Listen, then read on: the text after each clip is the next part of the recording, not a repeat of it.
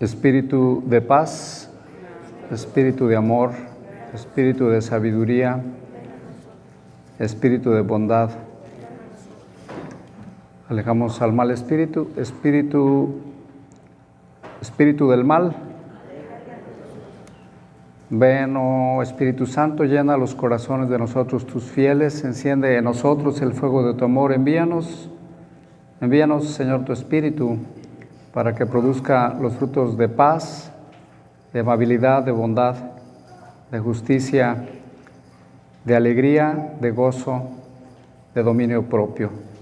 En el nombre de Jesús, amén.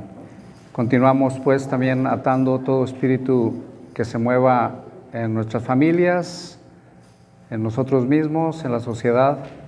Lo atamos a los pies de la sangre de Cristo y que las preciosas llagas de Jesús, sus heridas en su cabeza, esa sangre derramada en el día de la pasión, el día de Getsemaní, sean sanadoras para nosotros, sigan cambiando nuestra mente, nuestro pensamiento, que la sangre que brotó de su costado también sea para nosotros medicina y que nosotros mismos seamos escondidos en esas preciosas llagas para ser sanados, para ser guardados y protegidos de todo mal. Que la sangre que brotó de sus rodillas, su caminar, sea también para nosotros medicina que nos continúe dando fuerza para continuar nuestros trabajos y que la sangre brotada de sus pies nos den descanso a nuestros pies y podamos seguir sembrando y llevando la buena noticia, llevando el amor, la paz, y que esa sangre también en sus manos que fue derramada sea para nosotros motivo de saber abrazar al mundo, saber abrazar a nuestros hermanos, aún a nuestros enemigos o supuestos enemigos. Que el Señor, pues en este día, domingo, que es el día que el Señor ha triunfado sobre la muerte, sobre Satanás, ha triunfado sobre el mal, sea para nosotros un motivo de gloria. Dice el Salmo, este es el día del Señor, este es un día de alegría, un día de gozo, un día de salvación. Y estas lecturas del día de hoy, quisiera ir así de lleno con esto de la mujer encorvada. Otras traducciones así más coloquiales hablan directamente que tenía una joroba, que estaba jorobada. Otras hablan más de una encorvación. Prácticamente sería lo mismo. Estaba pues en este contexto de una asamblea litúrgica. Ustedes saben, los judíos, que hasta la fecha lo siguen teniendo sus reuniones en la sinagoga, sería lo correspondiente a lo que es la iglesia, a la asamblea dominical. Ellos se reúnen el sábado. Bien, aquí hay muchas enseñanzas que logramos ver. Bueno, esta mujer agregó un detalle más, que lo dice el Evangelio, que tenía 18 años encorvada porque un espíritu maligno la había pues doblegado, Satanás la había doblegado por 18 años. Y esto es importante notarlo porque se va a ver más clara la obra de Dios. Alguna gente a veces piensa, ¿verdad?, que la lucha entre el bien y el mal es entre dos dioses, uno bueno y uno malo, y los dos los pone casi al mismo nivel. Pero recordemos que Satanás es una criatura, también es creado, o sea, no se puede comparar. Aunque tiene ciertos poderes, no se puede comparar con el poder de Dios. Dios es creador, Satanás es una criatura, es un pobre diablo finalmente. Entonces no se puede uno poner en ese nivel. Por eso es que siempre saldremos vencedores cada que invocamos a la sangre de Cristo y le pedimos a Dios que nos ayude. El problema aquí, yo creo que Dios a veces se siente bastante triste y a disgusto cuando le creemos más a Satanás, al diablo, o nos ponemos más de parte de él cuando es una simple criatura. Pervertida ciertamente, y eso yo creo que nosotros tenemos que tenerlo claro. que tenemos autoridad en el nombre de Jesús sobre ese tipo de realidades. Y bueno, sí, también aquí, hoy en día es importante, porque bueno, yo mismo viví esa realidad en varios niveles de estudio, aún en universidades. Bueno, la Universidad Gregoriana, donde yo estudié allá en Roma, 6 años estuve allá estudiando. Yo pude encontrar algunos profesores, maestros que no se explican o no creen que existe esa fuerza de maldad. Fíjense hasta dónde hemos llegado, cuando los evangelios son bastante claros. Y estoy hablando de la universidad más famosa a nivel mundial de la propagación del cristianismo, del catolicismo, para ser más concreto. Hay gente que dice, no, pues es una fuerza del mal, pero no existe, ¿verdad? Y a veces es una manera también de darle más poder a esa fuerza de maldad, porque puede actuar con mayor fuerza en la sociedad. Mucha gente precisamente piensa que es inofensivo, aunque no es todopoderoso, es el otro extremo, que a alguna gente le da demasiado poder, pero sí también alguna gente no toma las medidas, y sí esta mujer encorvada, según algunos teólogos, y yo comparto en parte esa postura, el encorvamiento, ya estudiando un poco más todo lo que tendría que ver con eso, sería una mujer que de alguna manera había sido ligada a la brujería o había recurrido a ese tipo de cosas, entonces queda encorvada. Yo en lo personal no que deseche esa interpretación, pero más bien yo creo que hay muchos pecados, los pecados capitales. A veces la gente en esta vida va encorvada por la envidia, por ¿cómo se llama? La greed en inglés, la avaricia, envidia, avaricia, por la glotonería, por la lujuria. Va encorvada en esta vida por esos 7 pecados capitales. Uno de ellos es la ira, y otro finalmente pues es que yo considero que es el más pesado, que es el egoísmo, el proud se dice en inglés, y lo podríamos traducir como el orgullo de ti mismo, tener un orgullo, ser una persona orgullosa. Ahí entraríamos rápido a hablar de lo que es el narcisismo como una persona, bueno, para empezar todos somos narcisistas, para que nadie vaya a decir aquí el padre me va a echar a mí o me va a echar, todos de una o de otra manera somos narcisistas. Sí, hay quienes por alguna situación a temprana edad agarraron más, se acentuó más en ellos esa cosa del narcisismo. Es cierto, sobre todo hay que tener mucho cuidado porque hay niños o niñas que no fueron disciplinados lo suficiente, y esos son personas pero bien cargadas de esto.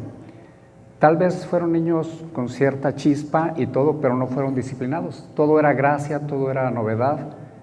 A veces hay que tener cuidado. Los niños los primeros niños o los últimos son los que a veces tienden a presentar más esto. Se presenta más en los hombres que en las mujeres, pero son estudios que se han hecho. Yo delante de ustedes no me pongo como psicólogo, más bien como sacerdote, que claro, conozco también esta parte de la psicología, pero principalmente como un sacerdote, como un líder espiritual, como un guía espiritual de ustedes.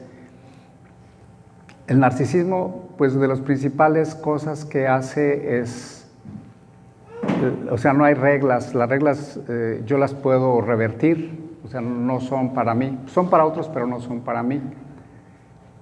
Esa es una de las principales, o nadie puede corregirme o decirme algo porque yo siempre voy a tener la razón. Son de las dos cosas más fuertes. Hay otras más que son pues, más o menos más normales, pero estas dos son las más detonantes. Falta de disciplina, falta de corrección es el punto. Una corrección, por ejemplo, si un niño hace algo malo a una edad así de 2, 3 años, algunos papás lo ponen allí en el rincón y le dicen, aquí te vas a quedar 5 minutos. ya se queda ahí el niño y algo le va haciendo efecto, ¿verdad? Pero si va creciendo y bueno, pues hizo algo, no sé, como, vamos a subirle un poco la edad, ¿verdad? Que utilizó o le pegó a alguien o ofendió a alguien, bueno, allá el papá buscará alguna manera, alguna comida favorita que sea de él, o si ya está muy metido en el celular, pues se les quita el celular. Si logra avanzar a la edad 15, 16, 17 años, que empieza a pues, escuchar música muy pesada y sobre todo a tomar alcohol o a combinar con eso, pues el padre le debería de quitar el carro, no solo un mes, sino por un buen rato, ¿verdad? Entonces, son cosas que le van ayudando, que nos van ayudando. Si nosotros tuvimos un padre o una madre que nos disciplinó, eso es algo que debemos agradecer infinitamente. Hay padres que a veces no han tenido mucho tiempo, nos han querido mucho, pero a veces no han dado el tiempo para corregirnos. Y esto es bien importante, la corrección es la medicina. Y esto, Dios, por eso decía ahí en esta carta a los Hebreos, sobre lo que si Dios castiga o no castiga. Y yo creo que todos ya con este contexto podamos darnos cuenta que, sinceramente, no es que Dios castigue, sino que uno mismo se mete en problemas y bueno, a Dios no le queda otro remedio más que mandarte. Miren, la Biblia está llena de ejemplos, solo cito 2 o 3. Por ejemplo, el rey David, que ya se sentía pues muy fuerte porque ya había vencido enemigos, ya había hecho muchas cosas muy buenas, había conquistado ciudades, ya Israel estaba en una posición de imperio. Mandó matar a Urías y se quedó con la mujer de él, y el niño que nació murió. Dios tuvo que utilizar su vara y a partir de allí David un poco ya le bajó a su soberbia y siguió, pero siguió ya cada vez más humilde.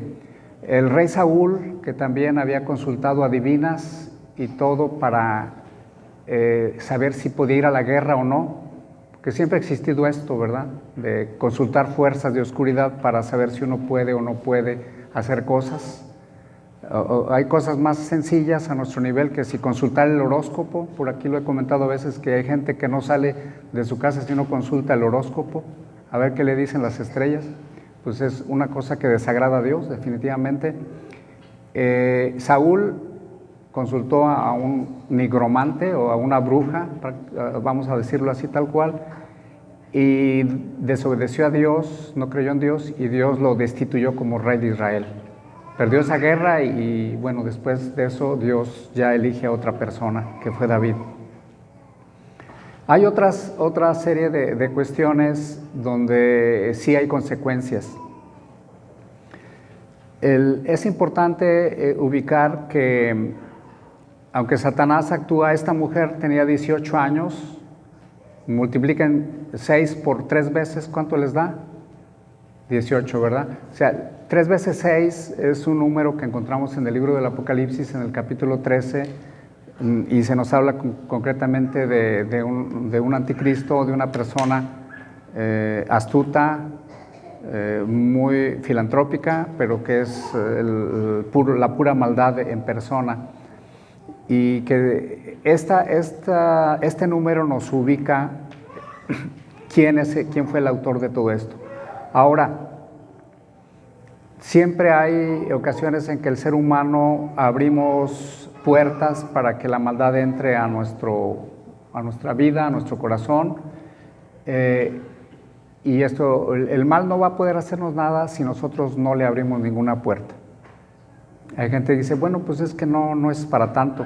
Sí, pero hay cosas que, por ejemplo, si tú agarras cianuro, creas o no creas que es malo o bueno, sin embargo es cianuro, ¿verdad? Y te va a hacer daño. Esto de jugar con la ouija, de hecho esta cuestión también a veces que nuestros hijos, hijas vayan a hacer un sleeping, ¿cómo se llama? Un sleepover. A veces tenemos que tener mucho cuidado porque alguna de las niñas o de los niños pueden estar haciendo cosas no apropiadas. Yo les he platicado aquí también de casos de un par de jovencitos por allí que empezaron a ver videos de terror y todo eso y pues se les metió el chamuco, ¿verdad? Gracias a Dios no eran demonios de alto calibre, eran demonios, ahora sí que rasos, soldados rasos. Hay otras cuestiones, actualmente a nuestros niños, por ejemplo, esto ya desde hace 2 años, una caricatura sobre el anticristo ya como bebé y como niño, que es todo un héroe, pero es prácticamente lo que nunca habíamos visto. Ahorita está ocurriendo muchas cuestiones en que el mal se está metiendo en la sociedad. Sin embargo, como les digo, Satanás no es más que un pobre diablo, o sea, él no tiene poder, no tiene poder sobre nosotros. Él trata y busca por un medio y por otro, y sí, desafortunadamente va ganando gente. Vamos a tomar la enseñanza, ya resumiendo. La enseñanza es que aunque Satanás puede actuar y encorvar a la gente por los diferentes pecados capitales, finalmente Cristo tiene el poder y la autoridad para liberarnos, para darnos fuerza, para darnos paz. Dice que el evangelio, que esta mujer inmediatamente se enderezó y se puso a alabar a Dios, ¿verdad? Esto de alabar a Dios es algo importante. No sé si a ustedes les ha pasado. Bueno, yo cuando iba de misiones a Torreón, a esa zona, la zona lagunera, estando yo con base misionera en San Luis Potosí, y yo cada que iba llegando a esas ciudades, el área, a la comarca lagunera, porque ahí hay mucho curanderismo, está bien pesado allí, sin falla, casi como si fuera un cronómetro. Llegando, yo siempre viajaba de noche para amanecer en esos lugares, tenía unas 2 visitas al año normalmente, y entre dormido y despierto sentía esa presencia que me paralizaba. Me paralizaba por un buen rato, ¿verdad? Y a veces hasta me podía yo un poco desesperar, pero yo sabía que siempre iba mencionando el nombre de Jesús, pues yo iba a salir vencedor, y siempre fue así. El niño Fidencio se llama pues podría decirlo ya así, la divinidad que adoran o que veneran o que honran ahí en esa comarca lagunera.